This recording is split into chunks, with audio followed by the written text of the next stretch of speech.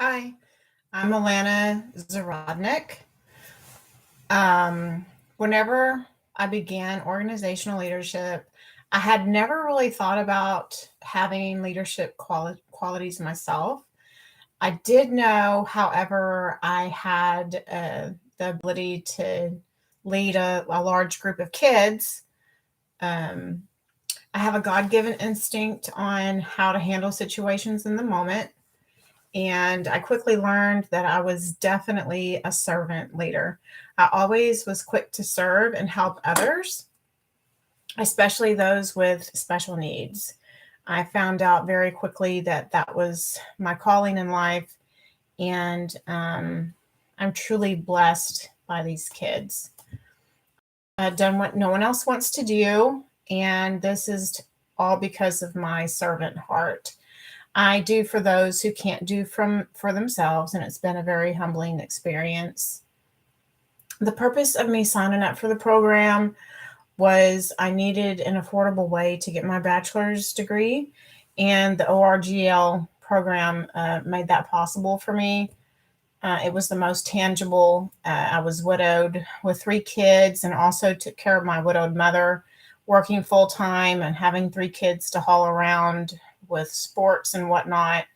It was just the most realistic program. I've been in the program, oh my gosh, I don't even know how long. It's been several years. I, I jumped back into school in 2010, and I started off at Navarro, and then I found the ORGL program. But I lost 40 credits in the process, which shaved some years of work off. And I did not want to work a semester and not get paid, which is what, if you're getting a teacher's degree, you have to do an internship, and that's part of the process. And I couldn't fathom me taking out a loan and having to live off of that loan to work for free while I was already working and doing so much on top of that. So I took the organizational leadership approach. Some of the key areas of learning that caught my eye and caught my attention of the foundations of organizational leadership, and an effective leader has to be, and how they have to be open to diversity and not have a biased opinion.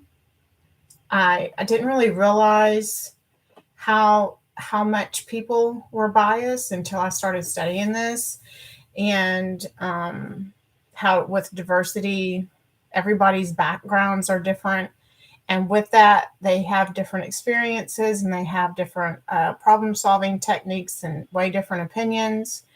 And studying the different theories broadened my knowledge of how leadership has learned to basically investigate human behavior, and how the qualities of leadership are very complex and very situational within their surrounding circumstances. The importance of not seeing change as a negative thing, but something that we should actually welcome and learn and grow from. And how leadership is so much more of a social interpersonal relationship with people than just leading a group or leading and managing an organization. I recognize that uh, global perspective is changing foundations of organizations, and how diversity and inclusion is becoming more and more vital.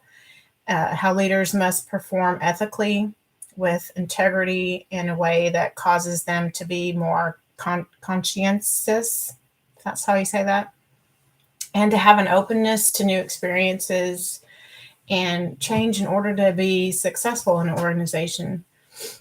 With data driven decision making, that's super important, and it's an ongoing process that's always changing, and it helps to make strategic planning decisions, and it's a tool that can benefit the organization internally. Processes are always changing, from the data-driven decisions and from observations with internal organizational outcomes and from data-driven decision making from external outcomes with other organizations in a similar environment that can help to make decisions as well. In other words, like with your competitors, all of that data-driven decision making plays a huge vital role, and it's very important to always have that accessibility to the data. Organizations should be socially responsible and be able to have an ethical dimension of justice, having a regard to individual rights. This will gain respect and trust within an organization, and it's huge in having a successful quality organization. Equality should be at the top of the list as well. And unethical people usually bring dysfunction, and they bring their behaviors into organizations, and these people are more problematic, which I feel like in a way they will always be present somewhere. There are some people that are just going to be your sandpaper, and we can look at those opportunities to learn from that as to how to handle situations in the future that may come up, but also how to basically do your job and stand up for what's right as well. If you're in a leadership position, you're also not going to just be a doormat and let people do things that are unjust and wrong within your organization. And it helps to teach you how to have a backbone and how to handle those things in a professional way. With Maslow's hierarchy, he describes 5 categories of the human needs. And it talks about psychologically, how safety is a big issue, socially, their esteem and self-actualization needs. This theory recognizes the fact that employees have needs as well as the customers do. And there is an importance in helping to meet the needs of the employees to attribute to job satisfaction, job safety, motivation, to help inspire them, and overall helping with job retention. You want to be able to keep your employees. You want them to want to come to work every day. And whenever you can focus on not just the customers' wants and needs, but also your employees, and then you can help to know that they matter and that you truly do care about your employees and they're not just a number. Leadership traits can be condensed into 4 common groups, which is personality, your demographic views, your task competence, and your interpersonal attributes. Patterns of behavior include adaptability, which is vital as a good leadership quality, being open to different experiences, and having emotional stability. Having social awareness is huge without letting your emotions get in the way, to have overall good achieving improvement within an organization. Leading change can be difficult as people are not always open to change. We are creatures of habit, and we don't even like to park in a different area sometimes. So that can always be challenging within an organization, and there's always going to be technology, new data-driven decisions that change things within an organization. And as a leader, your job is to inspire, motivate, encourage, and to have your employees follow you in a way that's going to benefit the company. And you do that by being vision oriented, and you help them see the overall goals and make it something that they can get excited about as well whenever they see that, oh, this is actually going to improve and help us. You have to identify where the changes need to be made. You have to have the details of the change, how to approach it, how to implement the strategies, and then review and report how the new changes are going. And sometimes just the being able to evaluate the data with everyone where they can say, oh, hey, this is really working or this isn't working. They can see where the change is or isn't helping the company. And there's always room to motivate and inspire, and change in organizations are just inevitable. And you need to prepare employees for change instead of ignoring it, which basically is kind of what Southwest did recently with the whole technology system meltdown thing. They were ignoring the change, and then they had a very big crisis on their hands. But just to be able to adapt to change and be able to focus and flow with it and embrace it. What I like best about the Capstone class is I'm more of an introvert, and it made me get out of my comfort zone and interview some people, which I was kind of nervous about. But I'm so glad that I did it because um, I was a little bit intimidated. But after evaluating a lot of the data, I learned more about leadership in this program than I think I did in any other class that I've taken.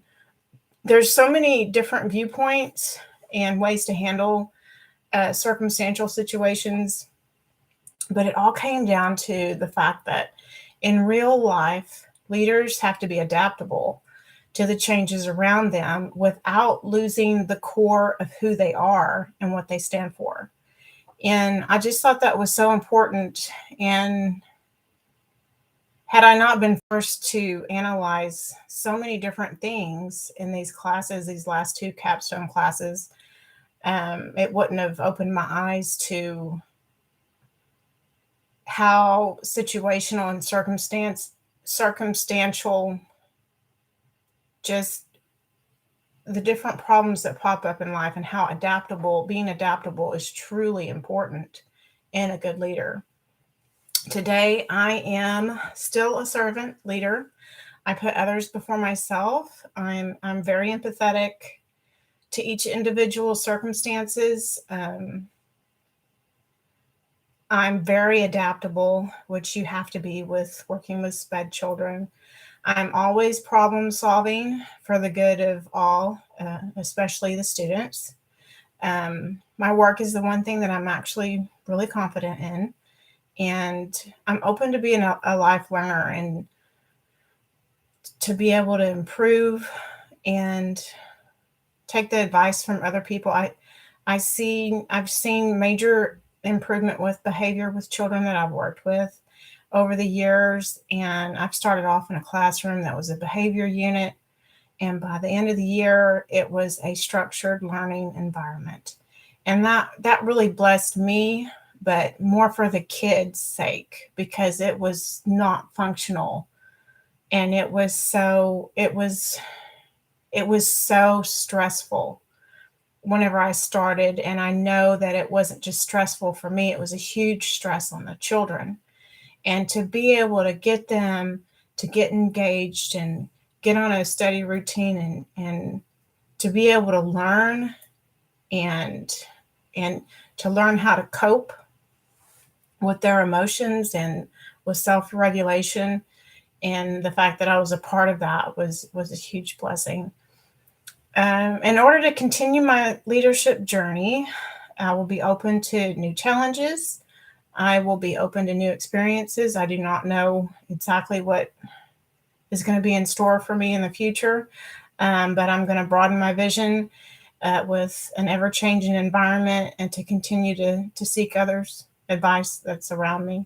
Over the past 12 years, I've been working with special education, and I've learned a lot, not just from the teachers, but from the kids.